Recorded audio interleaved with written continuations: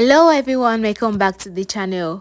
The grid feature on your iPhone helps you to compose better shots by dividing the screen into 9 equal parts. This can aid in aligning elements and maintaining balance in your photos. Here is a step-by-step guide to enable grid on your iPhone camera.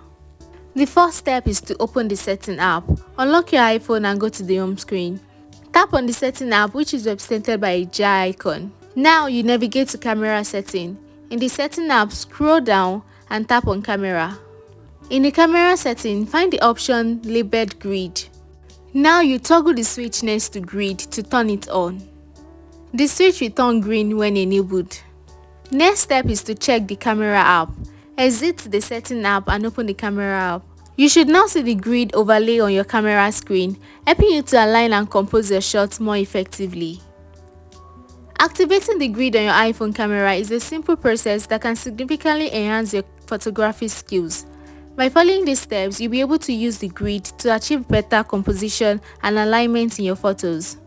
Thank you so much for watching this video. If you found it helpful, please like, comment and subscribe, and I'll see you in our next one. Bye bye.